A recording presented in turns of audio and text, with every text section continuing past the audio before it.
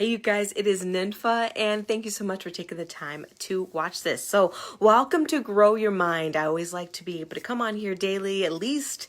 I come on here daily and talk to you about what I've been reading and how it's growing my mind and how you can implement it too.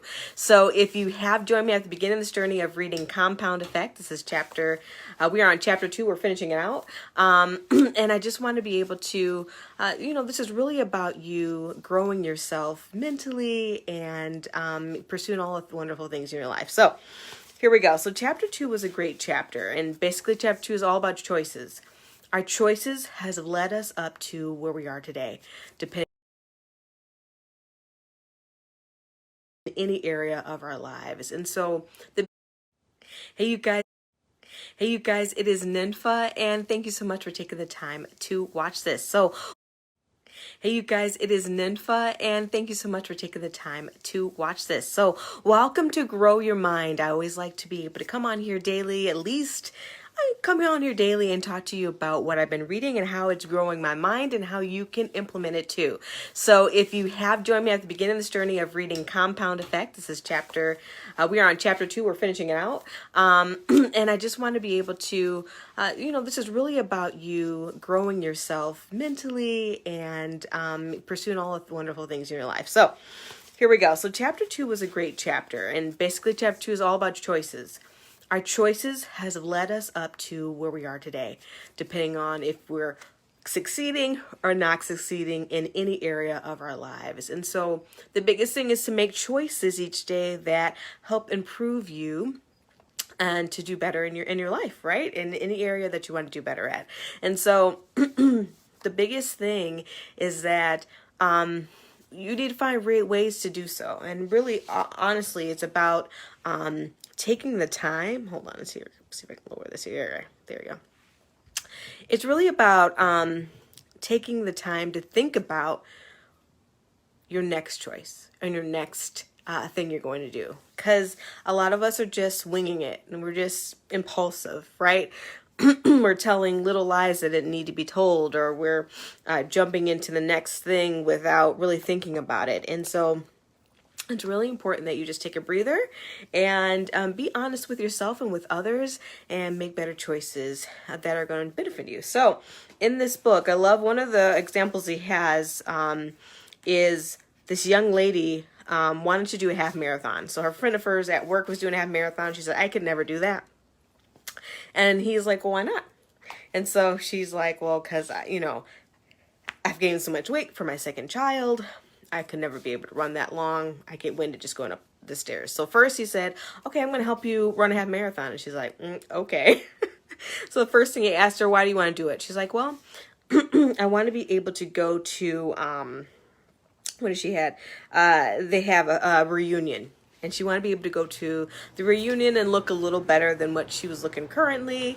And that's going to be within a year. He said, perfect. So that was her goal.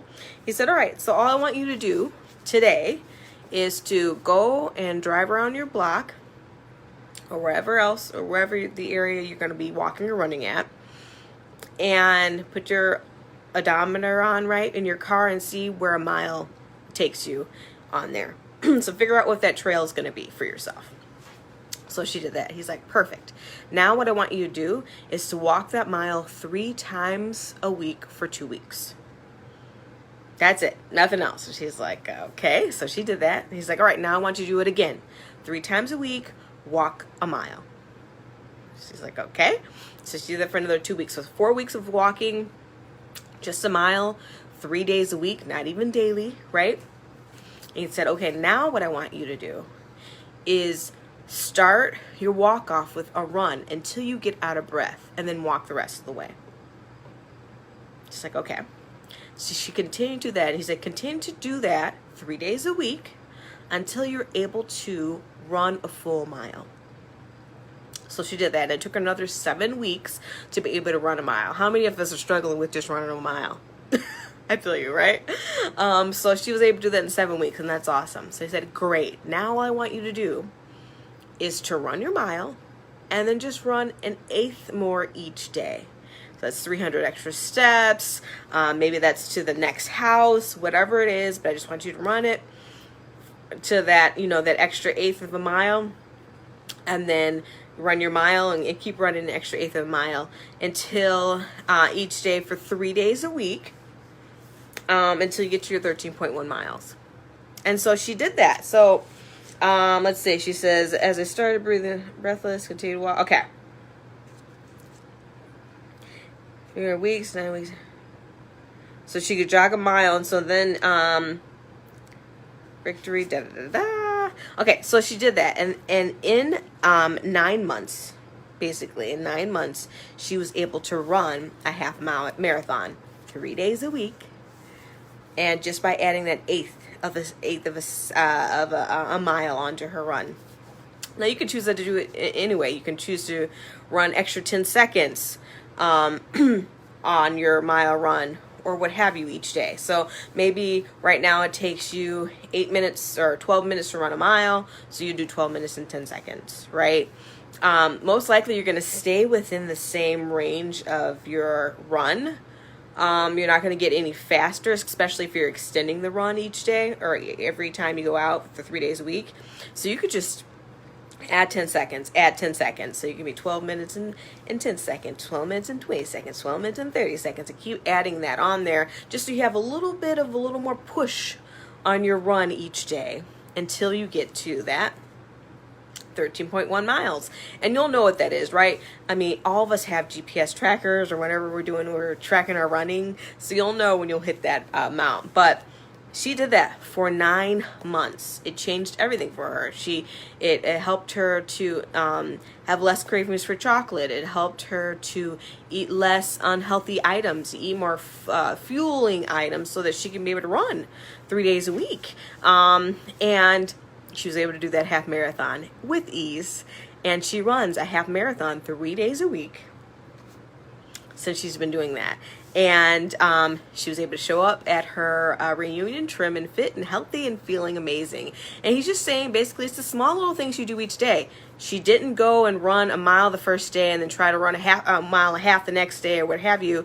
She walked 3 days a week for a mile for 4 weeks before she even attempted to jog a little bit, right? And then she jogged until she got out of breath and then she stopped and walked the rest of the way, right? For 3 more weeks, 3 times a week for another 7 weeks, so she got up to a mile. And then she just added on 10 seconds, 8 seconds to her runs every time she went out, 3 days a week for 9 months until she got to 13.1 miles. And now she easily runs it. She is 50 pounds down. She's trim and fit. And she was able to walk through her reunion looking fabulous and feeling great. And also her relationship with her husband got better, more intimacy, all of that wonderful stuff just from what? Deciding to run. She didn't go set out to eat healthy as well. She didn't set out to have a better relationship with her husband. All of that happened by making one choice to monitor her walk 3 days a week. That then it was a ripple effect on the rest of her life. She also became very good as a salesperson in her company. And in 6 months after that, she was making, he said, I don't know, improved her sales. It didn't say exactly what it was. But anywho, so just that little thing. So find one thing that you're doing and improve on that. So he says, these are the 3 tips he says. What area, person, or circumstance in your life do you struggle with the most? Start journaling all aspects of that situation that you are grateful for. Ooh, have gratitude. Keep a record of everything that reinforces and expands your gratitude in that area. Ooh, I like that. I'm going to actually do that. So maybe you're struggling or what have you with your health and your body or what have you. So start writing things that are you're grateful to have a body you can walk and run and breathe and what have you. So I think that's awesome, right? So write gratitude towards the area that you're struggling in on a daily basis. Number 2, where in your life are you not taking 100% responsibility for the success or failure of your present condition? He says that he talks about you taking 100% of, responsibility for your actions. And there was something in here. I think it's page 33. It says, my mentor, Jim Rohn, said, the day you graduate from childhood to adulthood is the day you take full responsibility for your life, right? So wherever you're at in life, you got to take the responsibility for it. Write down 3 things you have done in the past that have messed things up. List 3 things you should have done but didn't. Write out 3 things that happened to you but you responded poorly. Write down 3 things you can start doing right now to take back responsibility for the outcomes of your life. All right, so that's number 2. And number 3, start tracking at least one behavior in one area of your life you'd like to change and improve. Money, nutrition, fitness, recognizing others, parenting, any area, right? So he had an example in here where he had made over 100 grand in his business when he was in his 20s when he turned 20, and he had $20,000 due, and the accountant's like, all right, this is what you owe. And he's like, what? He's like, what are you talking about? He's like, I don't have that money. He's like, why don't you have the money? He's like, you made 100 grand. It's like, yeah, but I spent it. He's like, that's the problem with most of you guys, is that you make all this money, but you don't put anything away for taxes or what have you, and be responsible with your cash. And so he said, what I want you to do for the next 30 days is write down everything that you spend money on. So if you're like, I'm going to purchase a coffee, before you purchase it, pull out your little notebook and write it down and how much it cost. After a week of him doing that, he realized how much money he was wasting. And after a while, he's like, I didn't feel like pulling up my notepad, so I didn't purchase things. And that helped him cut it down. So now he was able to save that $20,000 or pay off the $20,000 for taxes from him not spending money. And he's like, here's the thing, is like the accountant said, here's the thing, you're going to have to make more money just to pay off your taxes. And then you're going to have to save money to pay off your taxes for the following year. So he's like, we need to end this where you're spending money unresponsibly. So with him writing things down for 30 days in a row, he was able to save, invest, and spend responsibly, and have fun all at the same time. So he just enjoyed his fun money more because he was spending it on something that he really wanted or was worth it. And at the same time, he was saving, he was paying out his taxes, and he was being more, saving for future things he wanted in the future. So, anywho, I love this so much. So take the time out. If you want me to send you these action steps, just message me or message below. I want the action steps for chapter 2, because this could really change how you do things. So I'm tracking like what I'm eating every day.